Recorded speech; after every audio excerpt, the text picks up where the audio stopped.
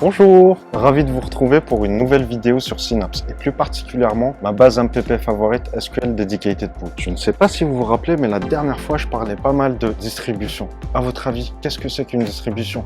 C'est Zinedine Zidane quand il distribuait le ballon ou un distributeur de canettes, pardon. Non, c'est rien de tout ça. En fait, il s'agit de la distribution de ma donnée à travers les nœuds de Synapse, SQL Dedicated Pool plus précisément. Donc, en fait, une distribution, c'est l'unité de stockage et de traitement de mes données dans un système parallèle. C'est pour ça que j'ai dit MPP, Massive Parallel Processing. Et on va avoir plusieurs types de distributions. On va avoir 3 types de distributions en fait. On va avoir la distribution Hashkey, Replica et Round Robin. On va parler plus de Round Robin à travers un exemple pour essayer de mieux comprendre ensemble. Imaginons que j'ai 100 cornets de glace. Oui, j'ai choisi les cornets de glace parce qu'il fait très chaud en ce moment et c'est mon rêve, vous voyez, de manger un bon cornet de glace au chocolat. Donc 100 cornets de glace de n'importe quelle marque et je vais avoir 5 congélateurs pour ranger ces cornets de glace. Ces cornets de glace, on peut les voir comme mes lignes de données dans une table que je souhaite injecter dans ma base de données. Sur les 100 cornets de glace, je vais dire à Synapse qu'il va m'appliquer une distribution Round Robin ou tourniquet en français. Ça me fait penser au petit manège, je sais pas pour vous, mais voilà. Donc, une distribution Round Robin, ça va être une distribution uniforme et aléatoire sur mes 5 congélateurs ou 5 nœuds, ou 60 si j'en ai plus côté SQL Dedicated Pool. Par exemple, je vais avoir de 1 à 20 sur mon premier congélo et de 1 encore à 20 cornets sur mon 5e congélo et idem sur les autres. Donc, on voit bien que sur mes 5 congélos, j'ai 20 cornets de glace. Donc, c'est une distribution uniforme et aléatoire. En fait, si on fait le parallèle techniquement, c'est 100 lignes, 5 nœuds,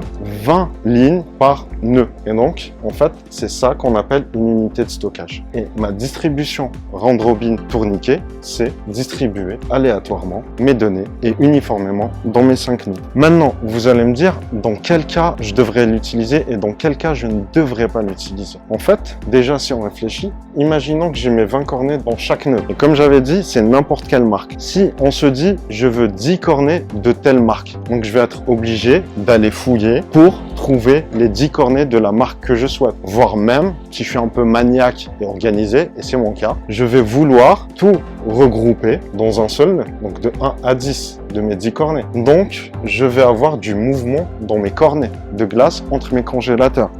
Et en fait, pardon, le stylo m'échappe des mains, c'est les ronçons de la gloire. Et donc, du coup, en fait, c'est ce qui se passe avec mes lignes. Dès que je vais demander de m'envoyer de certaines données, donc à travers une requête, et que je suis avec une distribution Round Robin, il va y avoir du mouvement de la donnée, du data movement ou du shuffling. Je vous rassure, c'est pas la chanson I'm Knowing I'm Shuffling, c'est vraiment du shuffling côté technique. Donc, comme vous l'aurez compris, il vaut mieux éviter ce mouvement pour avoir de meilleures performances. Et donc, malheureusement, oui, il y a plusieurs donc, mais c'est une suite logique. Il faut éviter tout ce qui est jointure. Pour tout ce qui est dimension, étape de fait, pour ceux qui font de la BI, malheureusement, c'est pas fait pour ça en fait. Le Round Robin, je l'utiliserai pour du staging ou bien tout ce qui est CTE, table temp.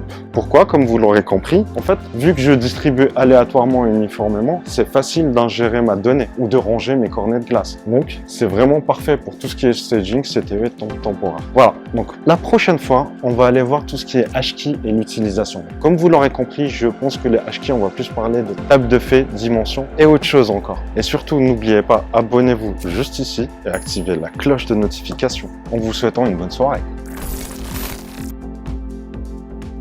Azure Synapse Analytics. De nos jours, chez des clients, je peux rencontrer des architectures de type ADF, Azure SQL.